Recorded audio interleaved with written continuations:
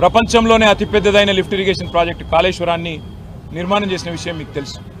ఇవాళ కాళేశ్వరాన్ని బదనాం చేస్తే కేసీఆర్ గారిని బీఆర్ఎస్ని బదనాం చేయాలనే ఒక ఆలోచన, ఒక కుత్సితమైన కుట్ర తప్ప ఆ రిపోర్ట్లో ఏది కూడా లేదు. వాస్తవానికి ప్రజల ముందు అన్నీ కూడా ఉన్నాయి.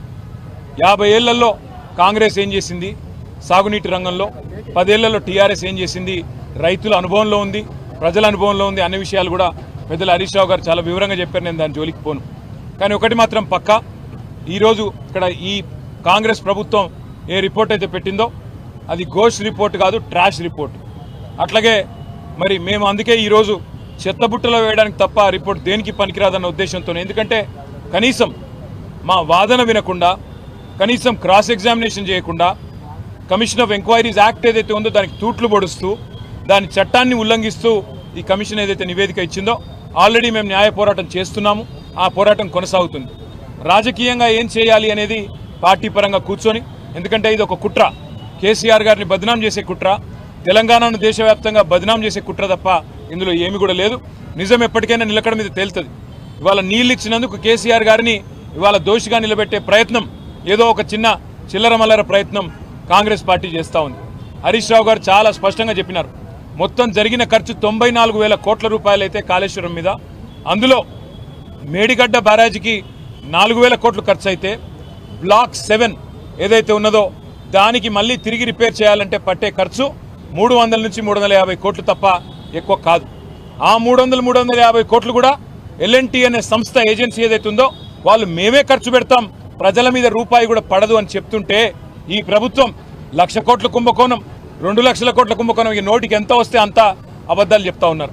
చివరికి రేవంత్ రెడ్డి గారి సొంత మామగారు పద్మారెడ్డి గారు చెప్పినారు, ఆయనకు పిల్లనిచ్చిన మామ, 94,000 కోట్లు ఖర్చు అయితే, అంత పెద్ద ప్రాజెక్టు కళ్ళెదురుగా కనబడుతుంటే, 15 రిజర్వాయర్లు కనబడుతుంటే, 19 సబ్స్టేషన్లు కనబడుతుంటే, 21 పంప్ హౌజులు కనబడుతుంటే, 100 కిలోమీటర్ల గ్రావిటీ కెనాల్స్, 1000 కిలోమీటర్ల ప్రవాహ కాలువలు కనబడుతుంటే, పరవళ్లు దుంకుతుంటే గోదావరి, 94,000 కోట్ల ఖర్చు అయితే 1,00,000 కోట్ల కుంభకోణం ఎట్లయితుందని చెప్పి స్వయాన పిల్లనిచ్చిన మామ చెప్తే కూడా రేవంత్ రెడ్డి గారు వారిని కూడా అవమానించే విధంగా ఇవాళ శాసనసభను, రాష్ట్ర ప్రజల్ని తప్పుదోవ పట్టించే విధంగా వ్యవహారం చేస్తూ ఉన్నారు.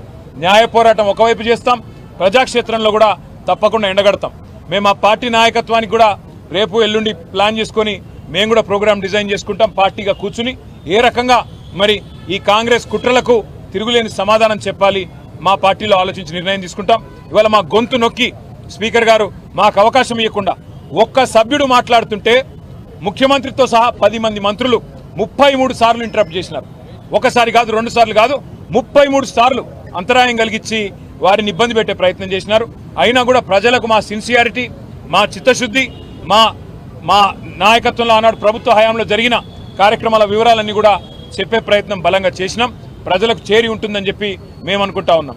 అయితే అవసరమైతే జిల్లాల వారీగా, నియోజకవర్గాల వారీగా సదస్సులు పెట్టి కాళేశ్వరం విషయంలో జరుగుతున్న కుట్రను, కాళేశ్వరాన్ని కూలగొట్టాలి, అవసరమైతే కిందికి బనకచెర్లకు నీళ్లు పంపించడానికి, చంద్రబాబు గారికి వత్తాసు పలకడానికి, కిందికి బనకచెర్లకు నీళ్లు పంపడానికి, మేడిగడ్డను అవసరమైతే ఆ రోజుల్లో ఏదో చేసినట్టుగానే మళ్ళీ ఏదన్నా చేయాలనే కుట్ర ఏదైతే ఉన్నదో కాళేశ్వరాన్ని కాపాడుకోవడానికి అవసరమైతే తిరిగి ఒక ఉద్యమం చేయడానికి కూడా బీఆర్ఎస్ పార్టీ వెనుకకి పోదు. తప్పకుండా మా పార్టీలో చర్చించి నిర్ణయం తీసుకుంటామని తెలియజేస్తూ